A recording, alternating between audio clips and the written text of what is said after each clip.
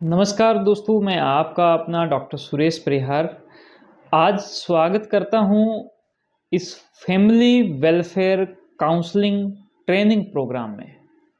दोस्तों, जैसे कि आप सभी को पता है कि 1 सितंबर 2025 को मुझे सूरतगढ़ में पूरे 6 साल पूरे हो गए। इस 7वें वर्ष में हमने एक लक्ष्य लिया है कि हम जो फैमिली वेलफेयर यानी कि परिवार जो है वो उसकी जो समृद्धि है वो रहे, वहाँ पर खुशहाली रहे, इसके लिए प्रयास करेंगे। और इसके लिए हम एक बहुत ही एक शानदार एक पूरी टीम बना रहे हैं, जो टीम उन सब लोगों की काउंसलिंग करेगी जो अपने परिवार के अंदर रह तो रहे हैं, लेकिन उस परिवार के ही जो सदस्य हैं उनके प्रति उनका माइंड जो है वो थोड़ा बदल गया है। तो इसके प्रमुख मुख्य क्या अंश होते हैं, क्या सिद्धांत है, मैं इस वीडियो के माध्यम से आपसे चर्चा करना चाहूँगा। दोस्तों, सबसे पहली जो बात है वो बात ये है कि जब भी परिवार के अंदर कोई भी किसी भी प्रकार की अशांति आती है, कोई भी क्लेश जिसको अपने बोल सकते हैं वो आता है, तो सबसे पहले वहाँ से लक्ष्मी जाती है, वहाँ से धन जाता है, रुपया जाता है। तो मैं ये बात उन सबको कहना चाहता हूँ जिनके परिवार के अंदर शांति नहीं है, कि आप जब भी आपके परिवार में कुछ अशांति की चीज़ें हो तो कोशिश करें कि खुद ही अपने परिवार की बात को अपने परिवार के अंदर ही रहे, ये प्रयास रहे, और उसको अंदर ही आप सॉल्यूशन उसका कर लो। उसके अंदर आप कुछ खुद को समझा लो, कुछ सामने वाले को समझा दो, कुछ गलतियां खुद मान लो, कुछ सामने वाले को मनवा दो, और उसको अपने परिवार के अंदर ही उसका समाधान कर लो।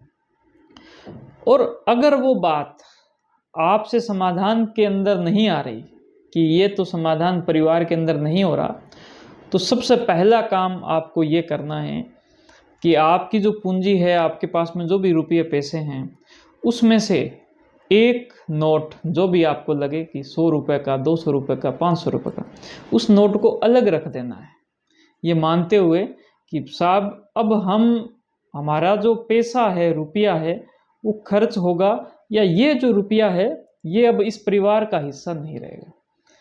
ये बात मनोवैज्ञानिक तरीके से आपके माइंड को इस बात के लिए इंगित करेगी कि आगे आने वाला जो रास्ता है वो बहुत ही विकट है, बहुत ही बुरा है। इसका समाधान कैसे कर सकते हैं, इसके लिए आपको एक मोटिवेशन मिलेगा।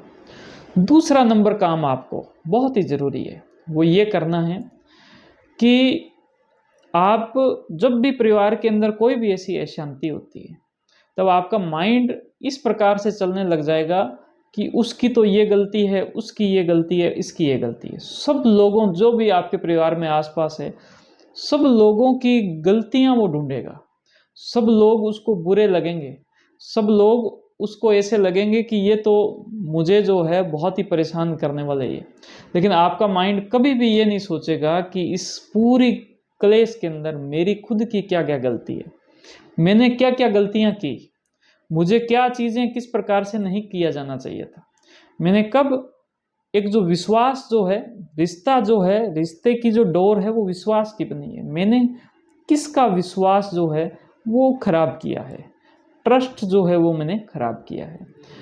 उस इंसान ने नहीं सोचा था कि ये इंसान मुझे इस प्रकार से बोल देगा, लेकिन आपने उसको उस प्रकार से बोल दिया।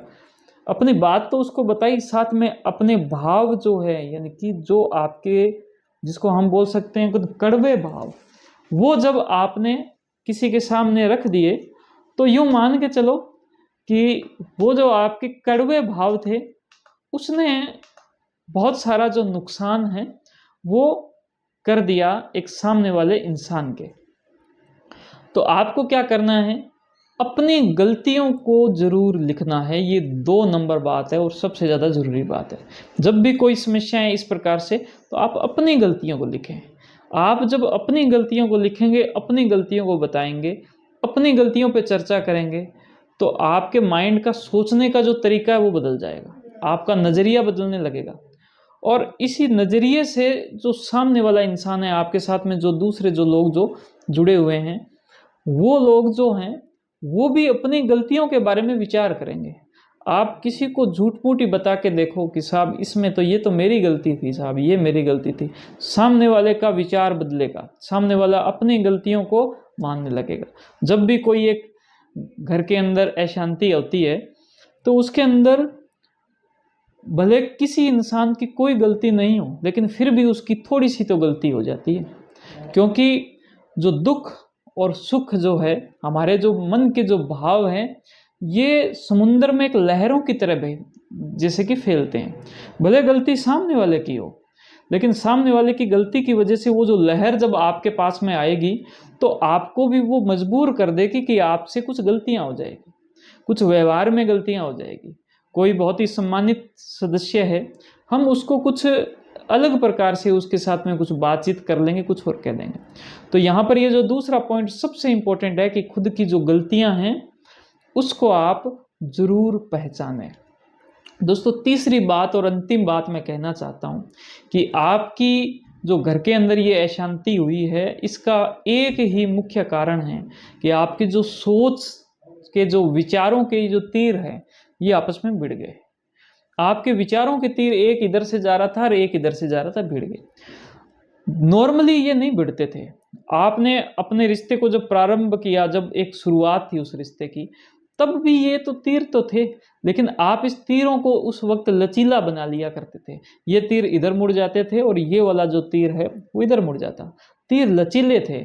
अब ये तीर लचीले क्यों थे? क्योंकि इसके पीछे बात कुछ इस प्रकार से है कि कोई भी जो सदस्य है, भले वो छोटा हो या बड़ा हो, उसके प्रति एक सम्मान का भाव होता है। बड़े जो लोग हैं वो भी एक भाव रखते हैं कि छोटे लोग जो हैं उनकी सेवा करेंगे। बड़े जो लोग हैं वो भी ये भाव रखते हैं कि साहब हमने तो अपनी ज़िंदगी जी ली, आगे पता नहीं किस प्रकार का वक्त देखने को मिलेगा, कोई बीमारी हो या कैसे भी हो, छोटे लोग उनकी सेवा करेंगे।